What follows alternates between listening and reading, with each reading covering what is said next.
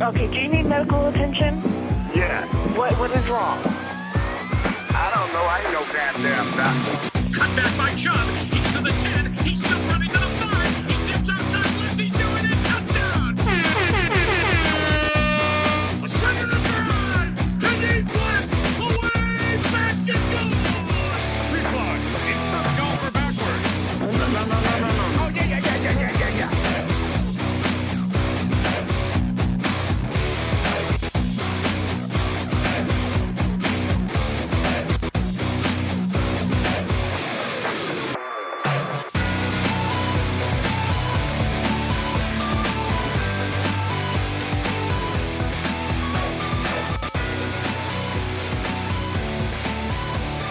Welcome to the Big Play Reflog Show. Today is Tuesday, June 1st, 2021. I'm your host, Big Play Dave, alongside my main man, Mr. Chris McNeil. How are you, brother? A very special Tuesday edition of the Big Play Reflog Show. That's right. I got some weird things going on with the green on this screen. Hold on, let me see what. Technical difficulty? No. I had like a. That was weird. I had like a virtual background on within the Zoom outside of the show, so it was like a stock photo living room behind all of us. We're good. That's good. Kind of like a Wayne's World feel. Yeah, Wayne's. Yeah, no, it didn't look good, but we fixed it. We are good to go. Unlike most of our technical difficulties, we got that resolved fairly quickly. Oh, yeah. We are on the fly after coaching some kids pitch. Nick Padone back in the studio. How are you, sir? Good. Glad to be back. Like I said in my tweet, we were all supposed to match hats today, but Chris kind of backtracked from that. He didn't want to match. I did. I pulled an audible on you guys. Went to my old standby, my Dave Matthews Band. There we go. We got McGramma. McGramma listening live in Hawaii. Yeah. Try a lava flow. I had a lava flow when I visited my buddy out there in Hawaii. Fantastic. Good mix-up drink. Oh, yeah. It's a good one. Hey, we got a great show on this Tuesday. We're going to kick it off with Power Rank Tuesday, presented by Labatt Blue. Power Rank Monday. Worst rules in sports. There's a lot of them. This took a little bit of time. Yeah. Then we'll get into our featured interview with sports reporter Rachel L. Hill. Looking forward to talking Cleveland sports with her. After that, all the Cleveland sports headlines out there brought to you by Total Sports Enterprises Cleveland. We're switching it up this week. We're going to give away a Wyatt Teller 8x10 signed photo. Really cool one if you saw it on Twitter. One of you guys is going to win that. And then we will give you our best and worst tweets of the week. And I think we're going to fit in some baseball cards, Chris, right? Absolutely. Nice. Speaking of baseball, come on, Tribe. Please do not blow this. Yeah, We just gave up 2 runs. It's 5-6 now, top of the 9th. Oof. 2 outs. Men on second and third. Yeah, we'll talk about the Tribe. Let's get into some power rank on this beautiful Power Rank Tuesday.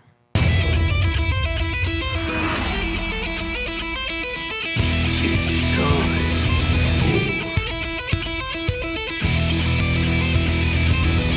for Power Rank Monday. Make the switch over to Labatt Blue Light. Labatt crew here in Cleveland. Awesome to work for. Support them. Support the show. Start drinking the Labatt Blue Lights, Labatt Blue, and the Labatt Blue Light seltzers. Chris, we had a couple weeks ago, had this blood orange blackberry. Felt very fancy drinking it. Everyone's loving it. They came out with it, just a solo pack where it's just all these in one seltzer. Go check it out. Delicious. Absolutely delicious. Power rank top 3 worst rules in sports. I will kick it off with my number 3. Number 3. I'm going to go with the down with contact in college football. I've never understood it. I think it's dumb. Outside of the quarterback giving themselves up, if you're running with the ball and you trip, you should be able to get back up. That's down without contact. What did I Right. say? You said down with contact, which Oh. I actually have no problem with. Down with contact. Right. If they contact you and you go down, then you have a problem with that too? Yes, I don't like tackling, Chris. I just came from Kids Pitch. I want everyone to win participation trophies all around the board.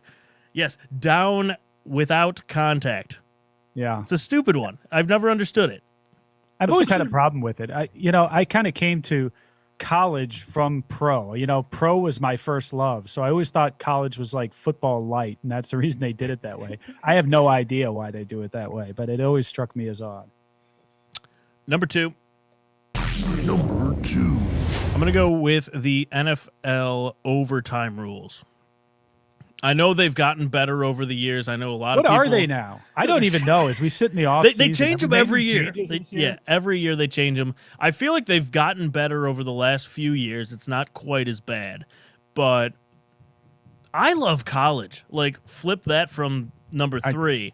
College playoff, or especially if it's in the playoffs, college overtime is one of the most fun things to watch. Could you imagine, like, Pittsburgh versus Cleveland, and it comes down to overtime, and Baker has to go score to win the game from the 20. It'd be so fun. Craig Krenzel into the end zone. Yes. Pass interference. Fantastic stuff. Good Yeah. memories of college overtime. Heck yeah. So I would love to see the NFL adopt that. And my number 1, Numero uno. NFL challenge rules. So this, I mean, I never understood this. So, like, I actually like the challenge rule, but I don't understand why you can't challenge anything that you can review. Like, you have a finite amount of challenges. So if there's something that's clearly disputed on the replay, why can't you challenge that? Like Baker Mayfield getting hit in the head by a player, but then the refs come out and say, oh, he was a runner, so he's allowed to get hit in the head. You should be able to rewind, make the ref watch himself say that, and be like, okay, I was wrong, sorry. So just so I'm clear, so you don't have a problem with them having a finite number of challenges. No. You just want to broaden what they can actually challenge. Yeah, that's my point. Like, they have a finite amount, so Why does it matter how they use them? Correct, exactly. Yeah, but then it's like the lame stuff where you could technically challenge like a hold, and then that gets into that argument. People, there's holding on every play. Like, yeah, but that's bring like out that that's whole card. that's the pass interference one. Well, like, a ref's never going to overturn their own pass interference unless it's blatant. So you have to pick and choose, but you should be able to challenge anything. Yeah, I like that. That would be a problem, though. I side with Nick. What if there's a huge play, Yep. and then they go back and they find out on the blind side, on the back side of that play, there was a tackle. No. You have to challenge. You have to be specific with your challenge. So Well, that's fine. But what if you've got a guy then up in the booth who's just looking for those, and he says, up, they scored, but that left guard. He was holding a little He bit. was holding. I saw the jersey on that play. Then he radios down to the coach. Coach throws the red flag. All of a sudden, hey, left guard. He was holding there, and they overturn it. how bad would that be? I know. That- on the all blind right. side of the play, wasn't even a part of the play at all. Maybe I That didn't. would be great, like strategy though. Like Chris said, hire Yeah. somebody that just give me sit that up there and job. nitpick. Yeah, Just to right. look on the other side of the play That- for all kinds of crap. Yeah, that almost reminds me of the replay when you steal second and the runner doesn't stay on the base the entire time in 1080p slow motion. Like, I remember yeah. Lindor got called out because Yeah. like a millisecond he was off the base and he held it through. So That's why I always tell my kids, on our 10 and under team to hold the glove there. Always hold the glove on the yeah, guy. I just tell my kids don't slide. Don't slide. They have to slide in our league. We're not there yet. In the home, they have to slide. We're just trying to get the ball over the plate. Yeah, I hear you on that one. Is yours 10 and under too? Yeah, so it's 9 and 10-year-olds. Yeah. So it's I feel your pain on that one. we got run rule tonight, but it's a long season. It's gonna be okay. I'm done with my Great power Indians. rank. What What's that? They finish it off 6-5. Nice. Well done. Oh, Kev in the comments let us know too. Tribe wins. Thanks, Kev. Check with the save. There you go. There we go. Friend of show. That's right. Chris, what do you got? Bieber with the win. Top 3 worst rules in sports. Who? You. Oh, me. Yeah, okay. you. My number 3. Ding. Number 3. Anything boxing. Like I just have a problem when it's not very transparent, and it seems like the way that boxing is judged is just not transparent at all. And I've seen so many bouts where it's like, how they won that round, and like I don't understand it. And as somebody who doesn't watch a whole lot of boxing, it doesn't draw me in. It's one of those that keeps the casual observer kind of at bay. So I think boxing really needs to get way more transparent with the way that they call these matches. It is by far the most corrupt sport in all of sports throughout history. Yeah. It's Yeah, I not get that even problem. close. When it's something I don't really understand anyway, and then it's not very transparent, it makes it very difficult. I have the same problem with soccer, with the time added on at the end of soccer. It's like whenever you're watching that, and you're like, how much time is left? It's like this is add-on time. Like how much? It's counting up. It's going the wrong way. What's going on? I've never understood that. I'm glad they don't do that in like the kids soccer. Like no extra time in this, please get me home. Extra time. Like what the hell is this concept? My number 2. Number 2. In honor of Labatt Blue, we're going to go to hockey. I never understood how if you take a team to OT, you get a point for that. If you lose, you still get a point, right, in the standings. I didn't even know never that. understood that. It doesn't make any sense. It's anti-American is what it is. There's no way. If you lose, you shouldn't get a point. You should get nothing. You'll get nothing and like it. Wait, I'm so sorry, to Hockey, go to the playoffs, it's a point system? It's all a point system, right? I didn't know that. Yeah. Interesting. Very annoying. So you Very lose and you don't win and you get a point. if you take them to overtime. That's correct. That's dumb. If you take them to overtime and then you lose, you get a point. See, they could do that in football. If you don't like the college system, we could just implement that one. Sure, you lost that divisional game, but you took the Pittsburgh Steelers to overtime. It would have been a hell of a point. You get a half a point or something. I don't know. Then my number one. Numero uno. Go into the world of golf. Golf is notorious for having all kinds of just antiquated rules that drive me nuts. They've cleaned up a lot of them, but this is one that drives me nuts on a regular basis. You can hit a ball off the tee deep into the rough, and it could end up in something called ground under repair. You get relief from that. Just a horrible tee shot, right? Yeah. You could also hit the same tee shot right down the middle, just stroke it, and end up in a divot. And that divot, you get no relief from. You have to hit it from the divot. That's always bothered me. That's basically ground under repair, that divot, because it's something that somebody else caused, but you as a golfer have to play out of that divot, even though you hit a perfect shot right where you're supposed to hit it. I think that is an unfair rule, and they need to change that in golf, but they probably never will.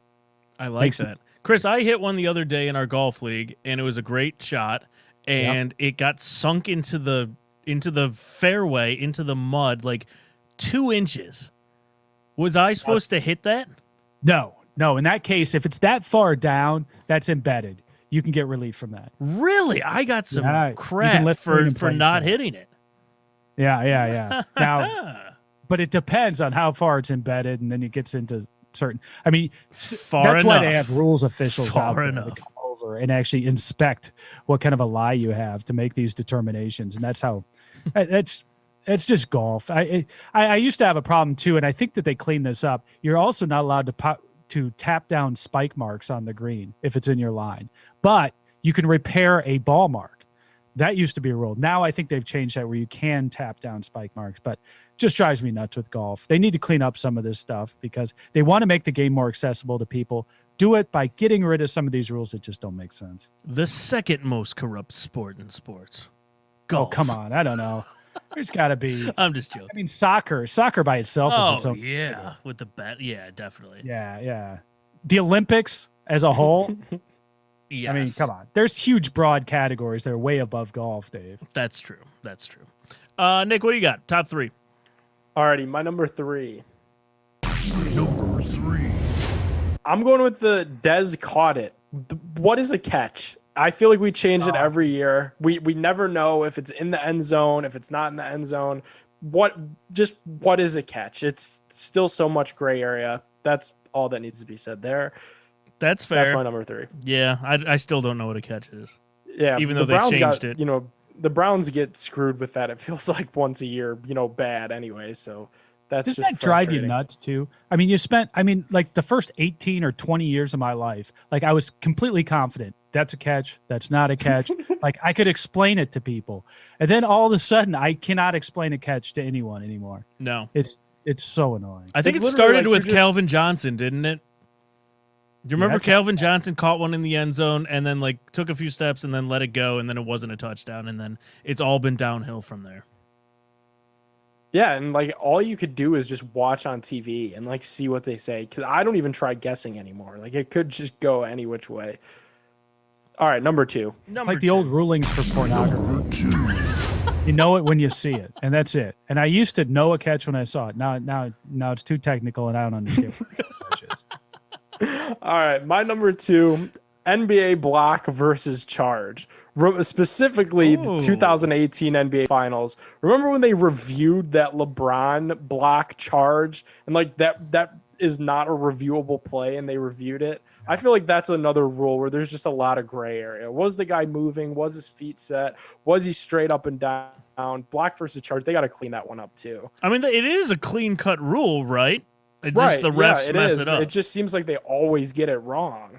Yeah, very At least that one they've made progress in at least Yeah, David for in my sure. lifetime by adding that arc, because that arc hasn't always been there. I don't know Yeah, when that- that was implemented, but that was definitely during our lifetime here in the last 30 years. And then now at some levels, if you can't like figure it out, like an AAU ball, if it's a block or a charge, it's just jump ball. Really? Isn't that kind of crazy? Yeah, like it either like actually tip it or just possession arrow. I applaud that one. That's how some stuff in basketball is going. Same with like those goofy shots that get stuck in between like the rim and the Oh, yeah. backboard. Right. Like that's just a jump ball. Like I still don't know, I think that should be 1 point. that should be or That's 4 how they should decide college football too. They should just do a jump jump ball, ball. at midfield. Why All right, not? my number 1's a good one. I cannot believe you guys didn't bring this up. Numero 1. Especially after the Cleveland Browns and how they lost that game against the Kansas City Chiefs. The end zone Yeah. fumble rule. It's Okay. the worst one in sports. It's the worst, Worst one in sports. It does not make any sense. It creeps up like it's a rare one. So you forget about it until it nabs you in the butt, or you're watching a game and it nabs somebody else in the butt. This winter, man, it nabbed the Browns, and that sucked. And I thought, since that happened on such a big national stage, and there was a lot of chatter after, especially because the Browns came back in that game and were really only a drive away from possibly going to AFC Championship game, I was like, this might get some buzz, kind of like the target, the pass interference thing did in that Saints game versus the Rams a few years back, but it never did. We really haven't heard a Nothing peep about that rule since that game happened. So what's the fix to it? Like, give it to, like, in that scenario, give it to the Browns at the 20. Probably, yeah. That's probably how I Something. would fix it. You gotta- 'Cause you you penalize can't them. incentivize. Yeah, you can't incentivize like fumble through the end zone. You get the ball at the 1. Like, Right, that people are doesn't gonna make any sense. start Fumble throwing it. Yeah, Yeah, but like, The yeah, 20, putting it at the okay. 20 is fair. I could see that. Especially maybe, and like you could just make it super difficult. Like, you're still in field goal range. Whatever down you fumbled at, it's the next down. Like how things would Loss it normally be. down. Yeah, lost it down. So if you fumble down on and second down, yeah, it's third down, and then you're probably just playing for a field goal at that point. But it's better than just giving the ball Something. away altogether with Yes. nothing to show for it. I like that, Nick. You win. Best power. Or you're rank. awarded 1 point. Just 1 point. Just 1 point. I'm gonna use it on you guys in overtime when we're trying to get to the playoffs. Oh, that's good. All right, that was Power Rank Monday presented by Labatt. Get your power ranks in each week. We'll read them off live on the show, and we're going to move into our featured interview of the week. We will be back. I feel like I'm a little off my game. I'm going to say like 35 seconds, Chris. 35 seconds. Counting them down. All Let's right. go. In 3, 2, 1.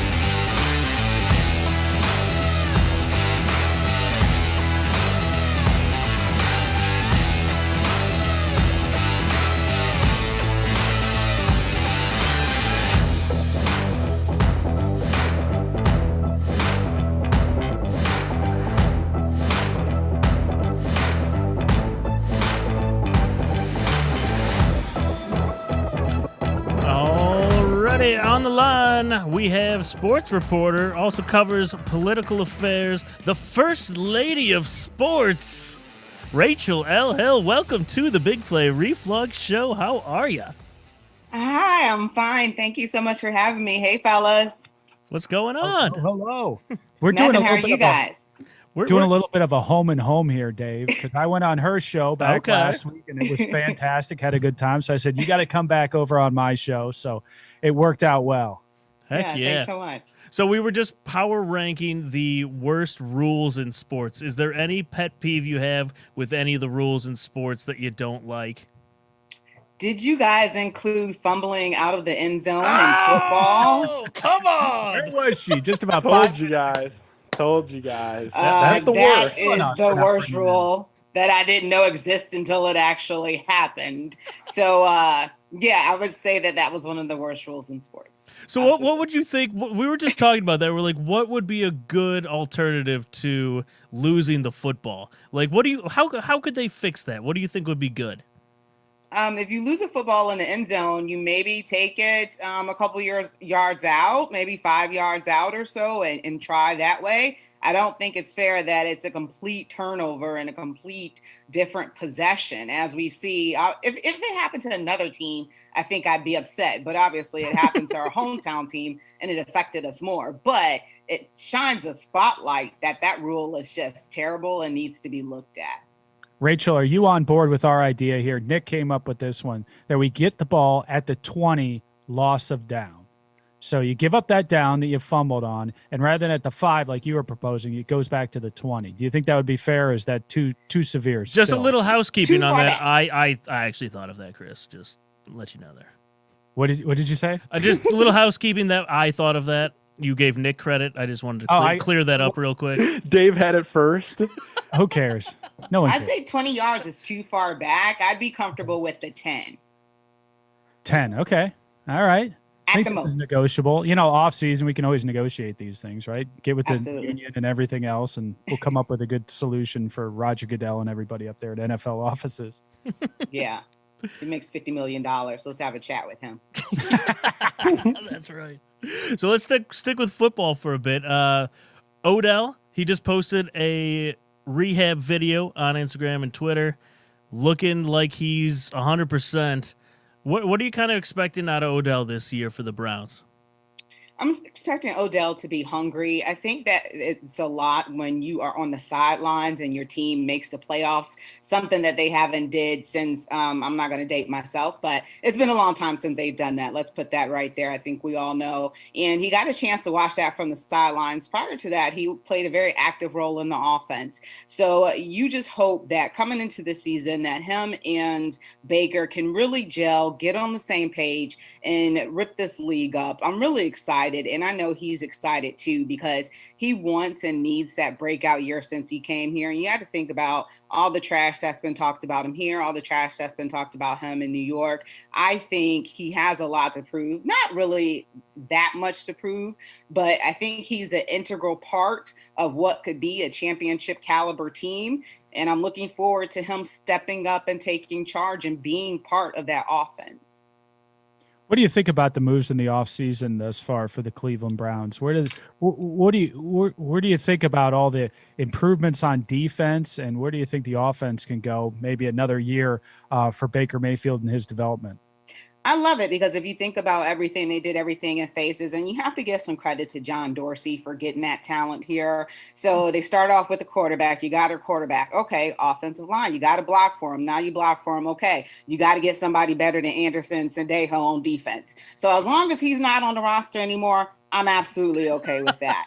So all the moves that were made, I think it upgraded the defense. You saw that there were some key pieces. There were some flashes of greatness. About 2 weeks ago, I went back and watched pretty much all the highlights of all the wins. And you saw this team build huge leads. And then slowly it chipped away as the offensive got to work because they wanted to play the zone defense and they got ate up on that. So you saw those things transpire over the season, but you also saw a team that figured out how to win games when they normally would not. But with that defense, it's going to enable that offense to be in a better position as well, because they're going to get some takeaways and hopefully set that offense up in good field position. So defense was key. If they didn't do anything about defense, I'd be really, really mad. But I think that this front office really has things together, and I like them. They have a plan and a goal, and I think that this team is going to advance further than they did last year.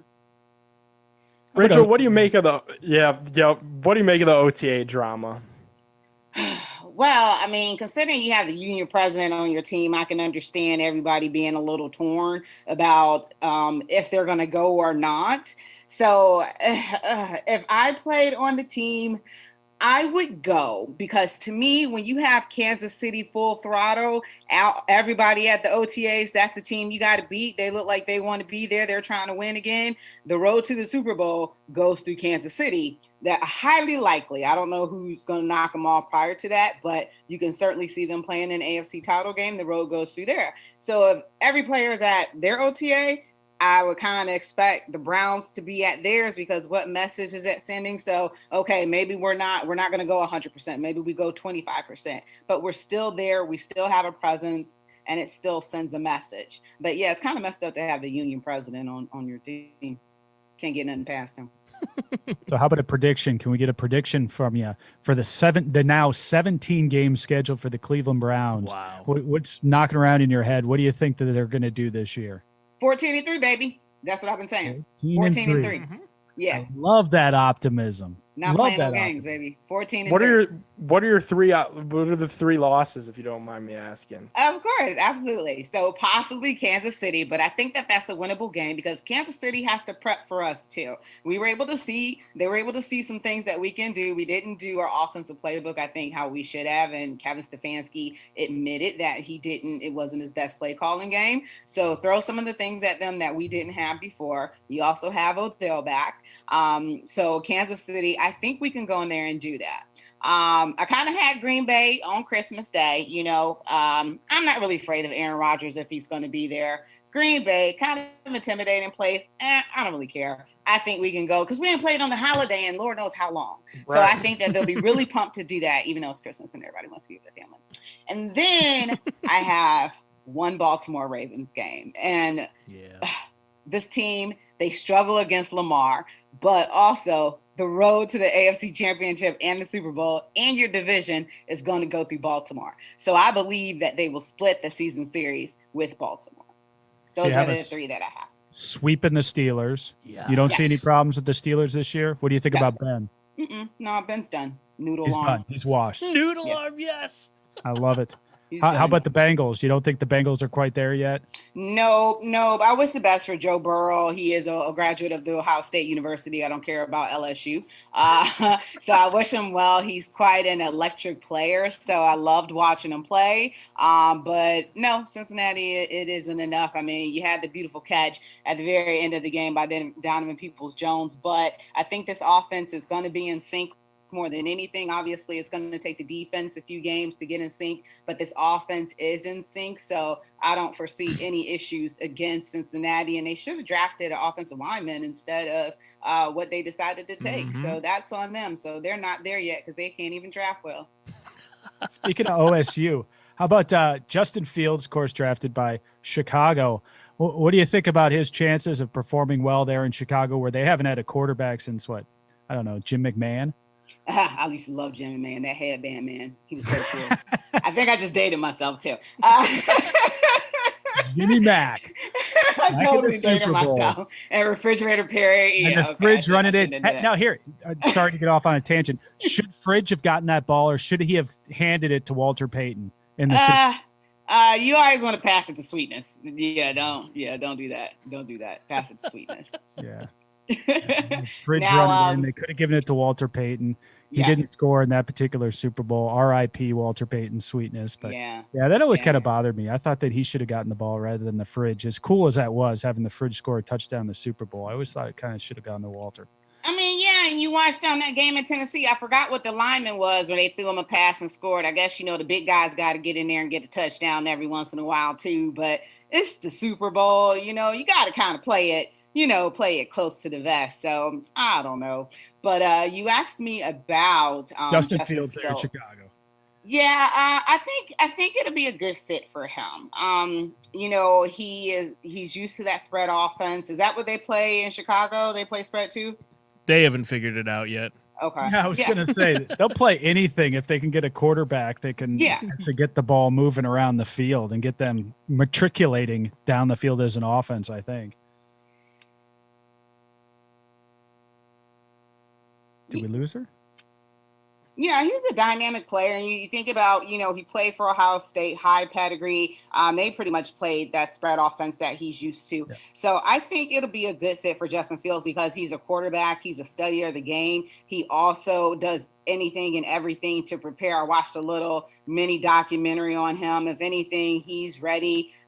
Georgia's loss is Ohio State's gain, and Georgia fans are still mad about that for some reason. Mm-hmm. But at the end of the day, I feel like almost Ohio State's national championship game was against Clemson. So beating Clemson was a huge thing for us, and I think that gave him a lot of confidence, even though we got worked really bad against Alabama.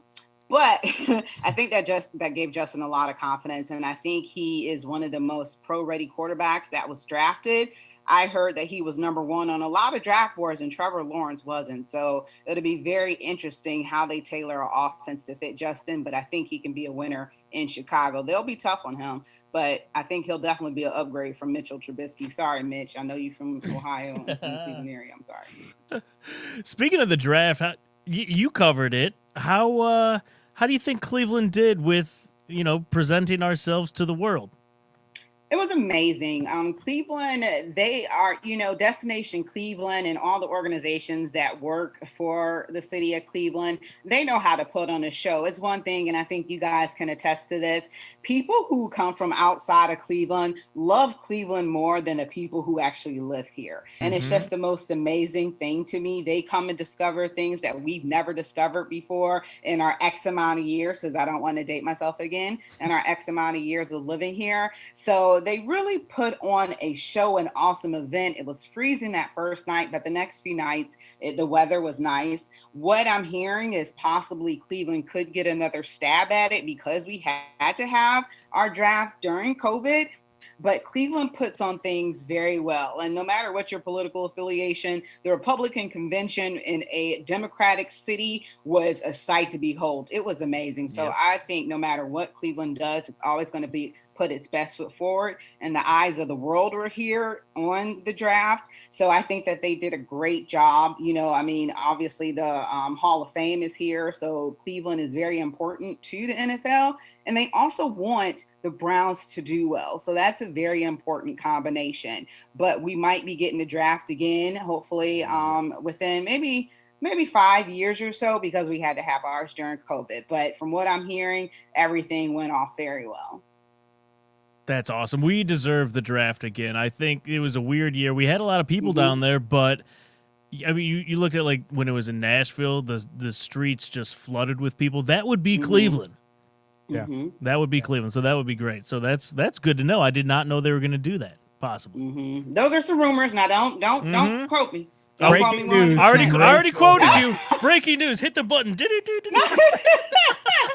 Now I got to make sure it's here. And if I don't pay up, I'm going to be in trouble. You got some work to do. I know. Hey, speaking of some work to do, switching gears a little bit, where do you think the Cleveland Indians, what's your analysis of them as we sit June 1st? They just won tonight. Over the weekend, split a couple of doubleheaders in very bizarre fashion, really. Where do you think this Cleveland Indians squad is at? And what do you think the prospects are for this year? Well, first of all, I was just watching the game as I was listening to y'all. So I was like, I don't know what mood I'm going to be when I come on this show because James Karinchak was trying to lose this game for us. So I didn't know what mood I was going to be. So I'm glad we won. So I'm in good mood. Oh, we won. So we got happy rating. Barely. I'm like, come on now. First of all, who did the scheduling? Because back-to-back double headers is just – I don't know how that possibly could have happened. I actually have to check and see when the last time something like that happened. So, big ups to the Indians for a long weekend because even though it was 7 innings, I'm sure standing out there all day long can kind of be tiring, even though they're making a good amount of money. That's kind of a long day to be out there. How about that performance by Tristan McKenzie, striking out 8 batters in a row? That was just awesome, surpassing Corey Kluber. Super excited about him. One of the things is that rotation 1 through 3 is solid. 4 and 5 is kind of up for debate. But you look at it, and we might have talked about this a little bit, Chris, is that COVID stymied the development of a lot of these players because there was no AAA season or no minor. So a lot of these guys lost a little bit of development. So they come up to the big leagues and they're making mistakes and things like that. But the season is long. Everybody goes, but it'll be September in a minute. But there is time to rectify those things and fine tune. And you see what happened. Tristan McKenzie got his butt kicked against Minnesota. They sent him down, came back up, pitched okay, sent him down again, and he came back up and did that. So I will take incremental improvement all the time. Our defense is kind of terrible. They look like the bad news bears. There's a lot of things that need to be worked out there. God. And I'm not going to ask Tito about it because he's going to get mad at me. So I won't be asking him about the defensive miscues that take place out there in the field. And the bats are not going. So surprisingly, we're at a good place where a lot of things do not appear to be going well. They just took 2 out of 3. Well, right now they still have a game against the White Sox that they have to play. Right. But so far, I'll take those 2 wins against the division leader. So, the Tribe has a big question mark right there for me. There's good and bad in all facets of the game right now. And they're just one of those big things, like you don't really know who this team is and what their identity. You thought the identity was pitching, but our starters aren't looking too hot. And I don't know if Shane Bieber could possibly be hurt or not, but he doesn't even look as great as he normally does. So for me right now, the Cleveland Indians are a question mark. I'm trying to figure out who this team is because I'm not sure just yet. Have you had a chance to look ahead at their schedule for June too? Because it's really interesting. You talk about weird quirks. I mean, we play Baltimore like half the month, which is A-okay by me. And they're terrible, I saw. They're terrible. Absolutely. I'll take it. We got Pittsburgh. They're bad. Yeah. We got Seattle. Then you got the Cubs in St. Louis. I mean, we don't see a division foe until the end of the month, and we got Minnesota and Detroit. So it's going to be kind of a wild month. I think this is the type of month where they could really make some hay, and maybe you come to the end of this month and you're still right there playing at the top of the division. Yeah, I love it. I'm tired of playing Detroit Tigers 19 times a year. I love interleague play. That's part of my favorite right there. So I look forward to playing some of the bad teams in the National League. So I think that's a great thing. But yeah, I know we got the Orioles coming up pretty soon, and they're pretty terrible. I was kind of surprised how badly we got beat by the Blue Jays, and I was looking forward to that series for some reason. But yeah, I guess you can say the weather was a contributing factor, but no, we just didn't hit the ball at all either. Yeah, rain delays. The worst ever. Yes. At least they weren't sleeping during the rain delays. Right? A little shot at Francisco Lindor. What do you think about his struggles in a Mets uniform? I mean, it's bound to happen. I mean, he went through slumps here, so I don't really think it matters. You can always correlate the contract, but baseball is something that's built on repetition and timeliness and things like that, and people go through slumps. He's a dynamic player, and even though I took that shot at him, I miss him. I still miss him. Francisco, if you listen, you can come home at any time, and I welcome you home with open arms. But he's one of those special type players, so he'll get it going. I have no concerns for him. I'm just sad that we weren't able to keep him. Yeah, likewise. Rachel, tell us about what you've got going on. You're covering all the teams. Chris was obviously on your show. Sorry you're hurting for guests because Chris. Hey, Dave. Come on now. Taking a shot at me. Well, first of all, you guys are all welcome to come on my show at any time. I would love to have you all. So, Nick and Dave, please know that you guys have an open invite at any time. Appreciate that. That was funny. I'm sorry. Let me laugh for a second. You're not supposed to laugh that much. So I do cover all the teams here in the city of Cleveland. So right now, most of us are covering them from our homes because there's no access to the locker room. So there won't be any access to the locker locker rooms until the Cleveland Cavaliers start playing at the end of this year, if their season starts on time, which it probably will. So doing everything from my home. So I do my own sports talk show called Her in the Huddle, and that's on Monday through Wednesday from 6 p.m. to 7 p.m. on WOVU, and that's 95.9 FM here in the city of Cleveland. So like I said, I'd love to have you guys on as guests. And also I'm working with a website called mlbro.com. So that is a new website that covers Black and brown Major League Baseball players. You guys know who Rob Parker is of Fox Sports? Oh, yeah.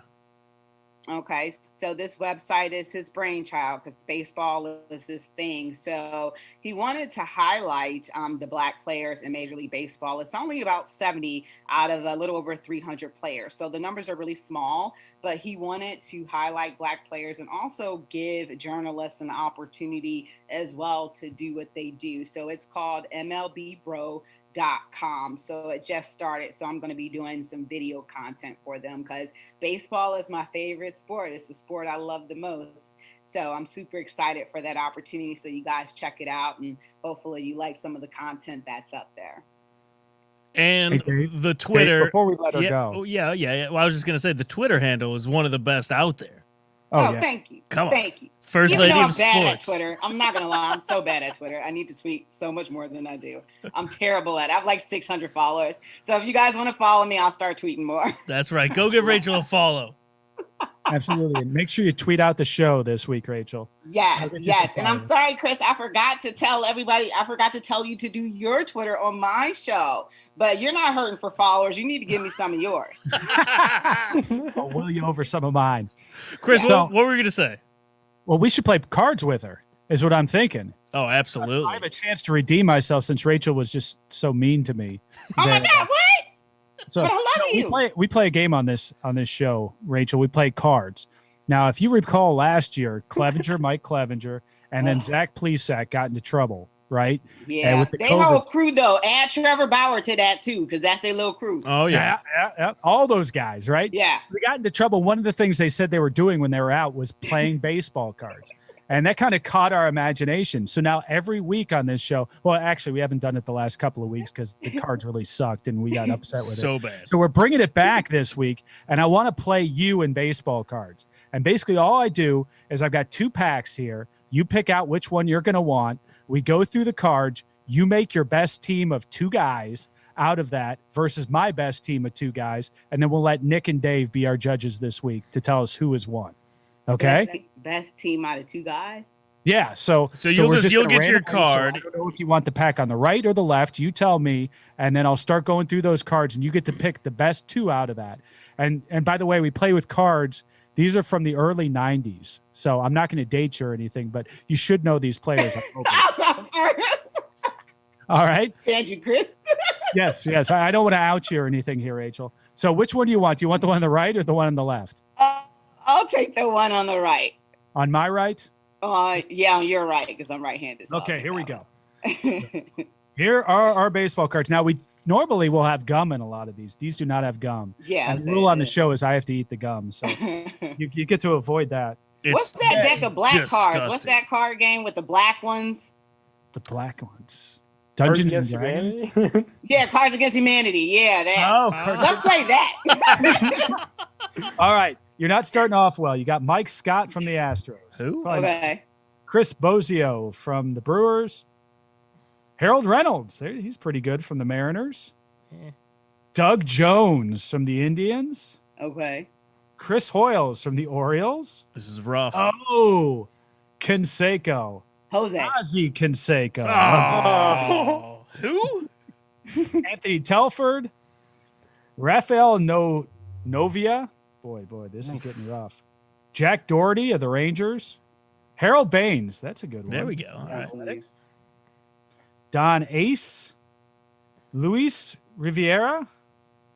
Larry Sheets. Oof. Craig Lefferts. Oh, this could be the worst pack ever.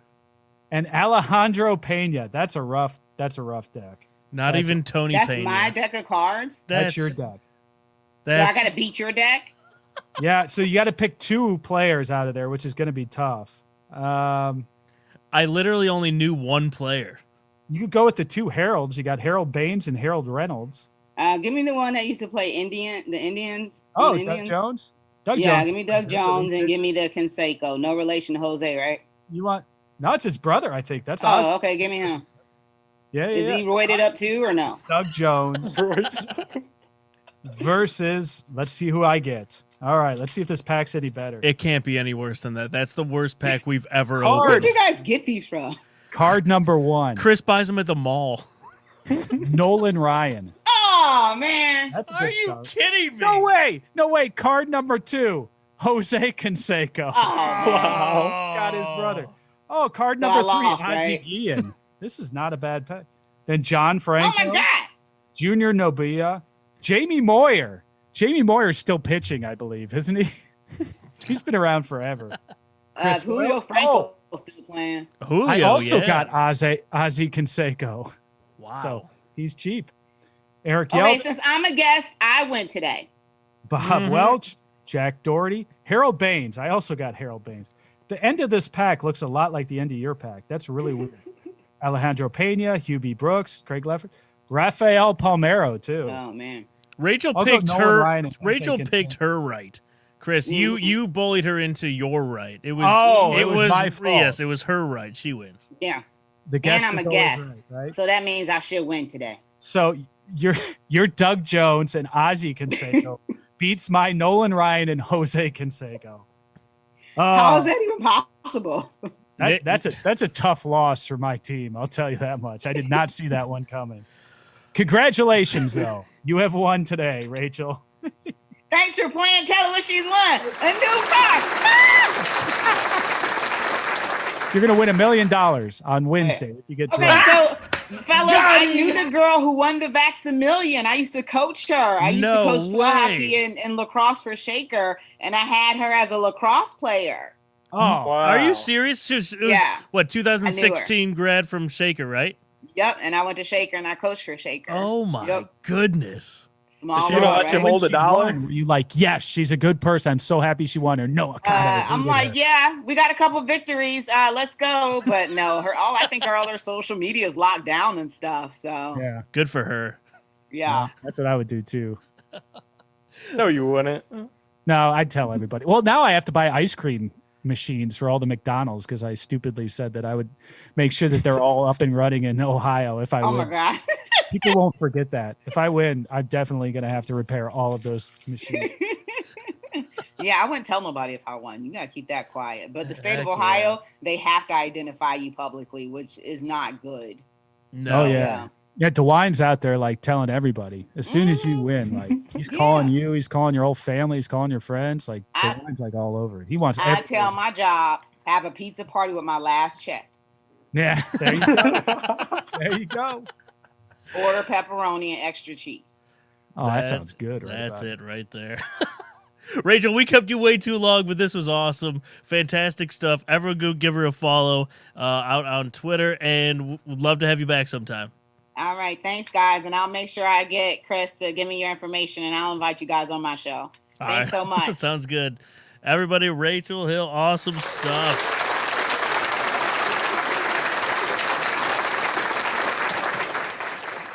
All right. That was great. She's phenomenal, Chris. Nice work. Isn't she great? Oh yeah.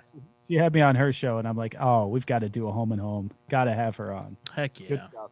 She's very, very passionate about her Indians too. I It's- love it's- that. You don't find that all that much out of people in like radio or No. mainstream media. Not many people love talking Indians, so that's awesome. Between that and Matt Lodi last week talking 90s Indians, I love it. We're Indians heavy this time of year. Let's go. Yes. All right, let's go headlines. What do you say? Sure. Number 3. I didn't mean to hit that.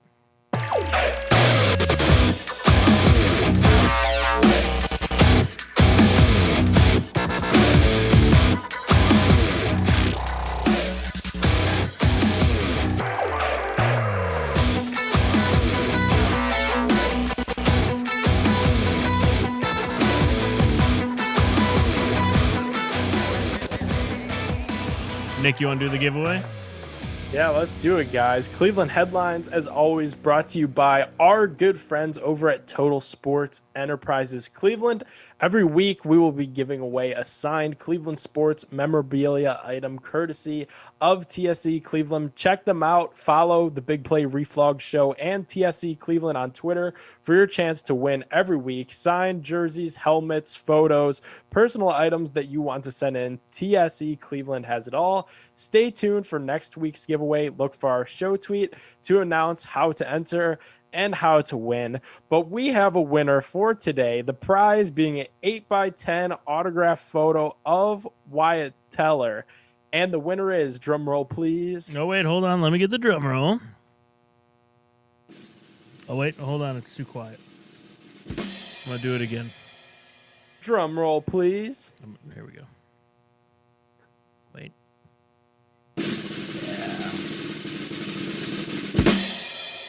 Matt C330. Matt, congratulations. You just won a Wyatt Teller autograph photo. That's a cool item, man. That was a cool signature. I actually did not know they had signed photos, so that's awesome. Yeah, super cool. Matt, good job. DM the show. We'll make sure we get that out to you. Heck yeah. All right, let's talk some Tribe. We're going Tribe heavy. Because after tonight's win against Chicago, Tribe is just 2.5 games back of the White Sox for first place in the Central. Injuries kind of starting to pile up. Starting pitching a little thin. Good thing we didn't send Zach Plesac a shirt to further injure himself. But they're staying in. They're staying in the race. What's your confidence level? That, by the way, I don't even understand like that. How is? Yeah, I don't understand that at all. Unbelievable. Yeah. You hurt yourself taking off a shirt aggressively. I wonder what really happened there. That's not the story. There's no way. No. But, you know, Tito's got to say something. So that's what he came up with. Who's the baseball player that broke their back sneezing? Oh, I forgot. Was it Sammy Sosa or was it Rafael Palmeiro? I don't know. I was going through these last week, and that was definitely on the list because I was going through all of the weird injuries because baseball is just littered with those. Or maybe Mike Piazza. It was one of those guys. Do you remember Kevin Mitchell? Kevin he missed like Mitchell. a game because he was heating up a donut. He didn't heat it all the way through in a microwave, and he chipped a tooth. Wait, back up. What? Kevin Mitchell. Remember Kevin Mitchell, who played for the Indians? Yeah, for a hot minute. At the end of his career, he was actually one of the more talented guys like ever in Major League Baseball, but never worked at all. He was big, and he never worked out, from what I understand. And really, you know, he had all of the tools of like a Ken Griffey Jr. and like the work ethic of, I don't know, just a slug. And yeah, so I think it was spring training or something like that. He was heating up a donut that was frozen.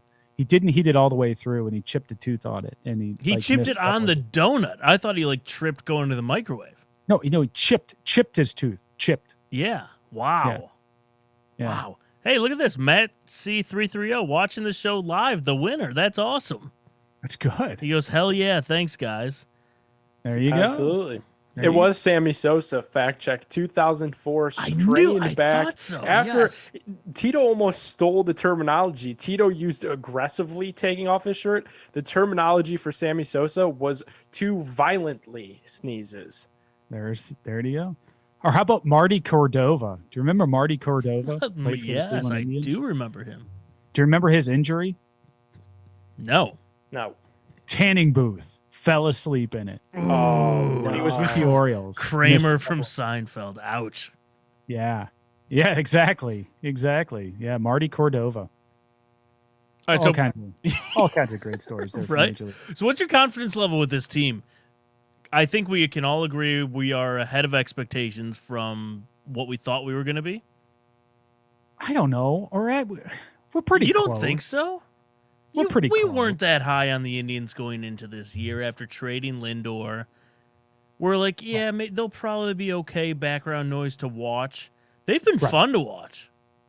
Well, they've been maddening to watch. Let's be fair. I mean, I've gone to now 3 games. I've gone to actually 3 games in 2 days, Right. the last 2 weeks because of that double header on Sunday. Thank you for some reason canceling Saturday's game.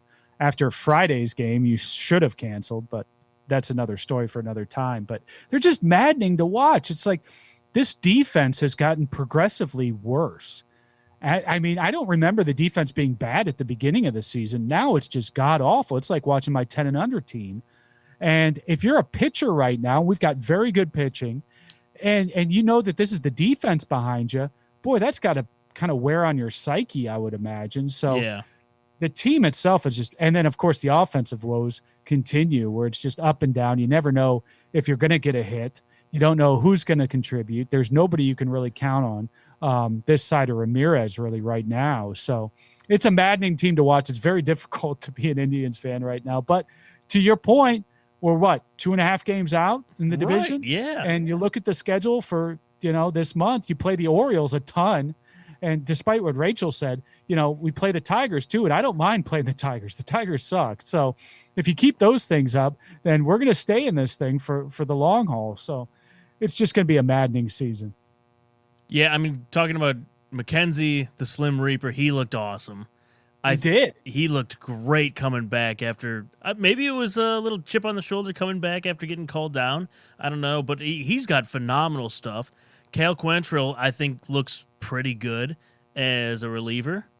I think Tristan McKenzie is probably the only person in Ohio who's been going up and down to Cleveland from Columbus as much as I have in the last few weeks. You guys should carpool. We should, Tristan, if you're out there, and I'm sure you're watching right now. You and I'll drive you next time. All right, we talked a little bit with Rachel. Francisco Lindor still struggling. Nick, did we win the trade?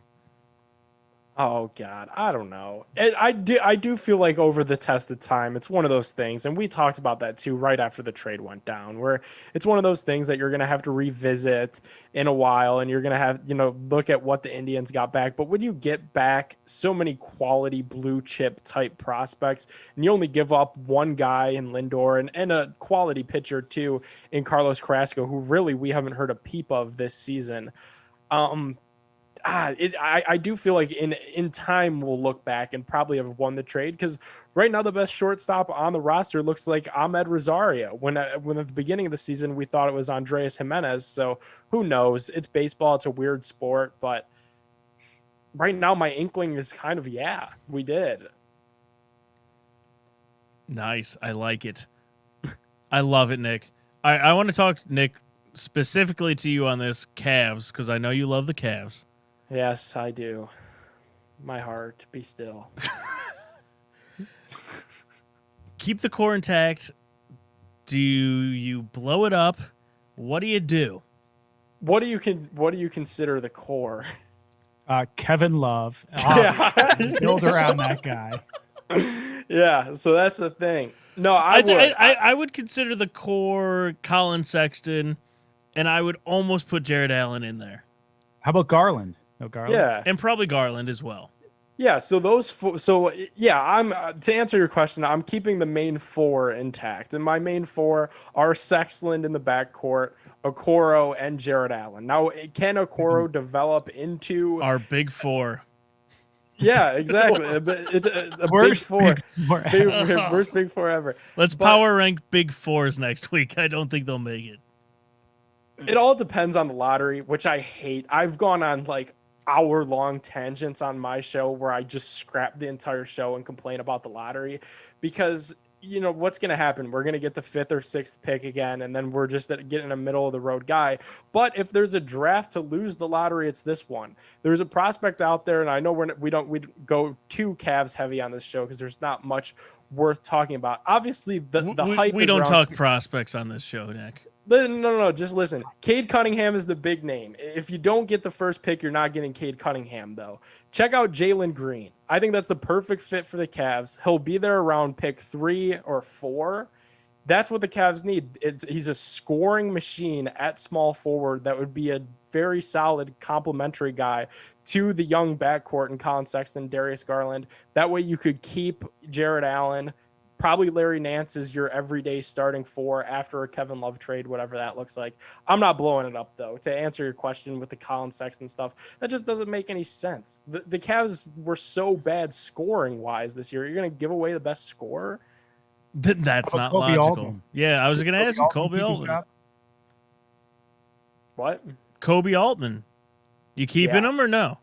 I mean, he finally met with the media after 100 days, so I guess so. He wandered around the Dan Gilbert desert and made it out alive. So, hat tip to Kobe. I do feel like he's, on thin ice. He has to be. If I don't know what happened. They said his reasoning was they didn't want to meet with us because, he was decompressing after a long season.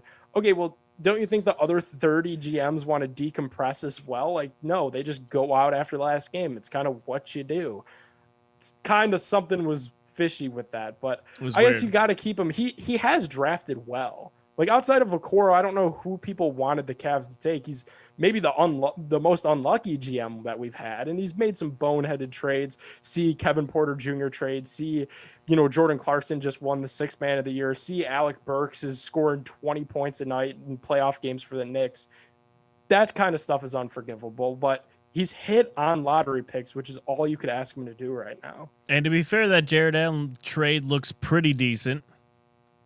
Yeah, he snuck in there and he wasn't even supposed to be in there. That was the James Harden trade. I don't really credit Kobe Altman for it, but he got lucky there. Yeah, that was the James Harden trade, and you just so found that that somebody was willing to dump a center. Now, as far as Jared Allen goes, is that a guy that you want to give $100 million to? I think there's 2 centers in the league that I would give $100 million to. Right. That's Nikola Jokic and Joel Embiid, just because that's a dying breed in the sport. Well, if it was like the 90s, like when I was born, like I would absolutely give Jared Allen whatever he wanted. The only other person I would give $100 million to is if Kevin Love got fat again. Yeah. And became That a would be worth center, a dominant center in the league, could shoot threes. Fat Kevin Love, bring him back. Reinvent himself in the last part of his career. Hopefully somewhere else. Oh, did I say that Nick. out loud? Oh. He's already somewhere else. Even on this team, he's somewhere Oh, else. yeah. You've seen the games with him. Yeah, Kevin Love is the definition of people that have already completed like the campaign mode on the video game, and he's just coasting through the background scenes now. That's exactly right. Nick, what are your thoughts on the fans recently? I know you follow the NBA pretty closely. Boston fans can't believe it. Threw a bottle at Kyrie. Boston. Philly dumped popcorn on injured Russell Westbrook. Knicks fans, I think they spit on Trae Young. Yeah. Wait. Philadelphia, Boston, and New York all did those things? I am Can't believe shocked. it. I'm shocked. Philly, come on. We thought you were better than that, Philly. Yeah, right. They just haven't been. The Eagles fans are all pent up. They don't know what to do. They haven't punched each other in the face recently. Remember when the Browns banned the wrong Eric Smith for dumping the beer on Logan Bryan's head? Not only did we have, an offensive lineman get kicked out of that game for cleating someone in the face, but we banned the wrong fan from the game. It's crazy. I don't know what's going on. Maybe just because people are so, have been so cooped up in the house that they go out to these sporting events and they don't know how to act. But it's kind of nuts that we've had 5 instances on kind of back-to-back nights of fans just doing really dumb stuff. I don't know the solution to it. Definitely the solution isn't, and I know LeBron has been an activist of this, just taking the fans out of the lower bowl altogether. That's just kind of dumb. The teams aren't going to do that. That's where they make a lot of their money, is in those premium seats. Right. So they're not going to do that, and that takes away from the fan experience. But I don't know what you do. Maybe you just throw these nutcases in jail and make a spectacle out of them. Jail time, hard time.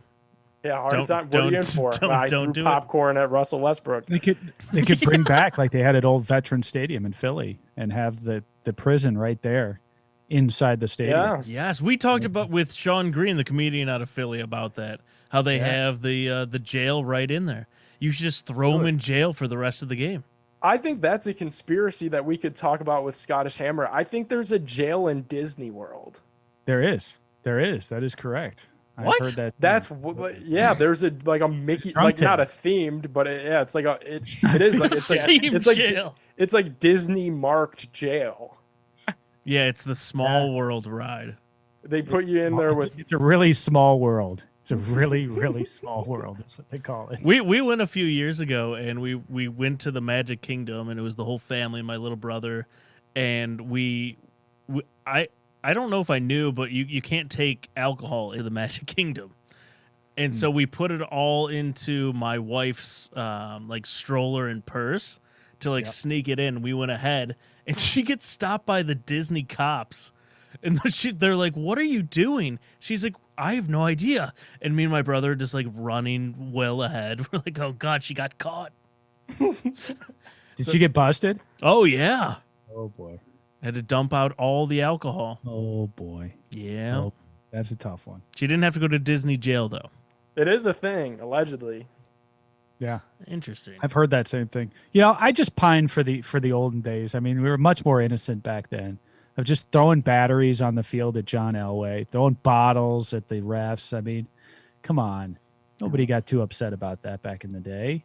I was at Bottlegate back in the Were day. you? Oh yeah, I was there with my dad. I was like, "What is going on?" Just like as a little kid, I was like, "This is wild." See, that's one of those I wish I was at. I wish I was at Bottlegate, 10-cent beer night. Yeah. Those have been good times. I was at some games where we definitely threw, other people threw batteries on the field, but that was mid '80s. That was kind of we do that in preseason games if it got rowdy enough. Third preseason game. That's right. All right, let's do Mark Rippon at quarterback for us back then. The whole line is just from Mount Union walk-ons, getting batteries thrown at them. Good stuff. All right, let's do best worst tweets of the week and get the heck out of here. All right.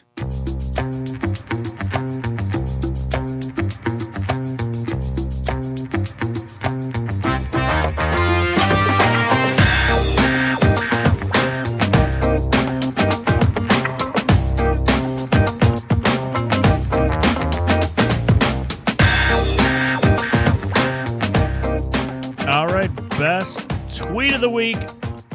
I'm giving it to OBJ. How about that?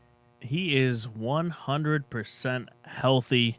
Says it can all be gone tomorrow. Always remember that. The hype video he put out there. I have no problem with hype videos. I think they're awesome.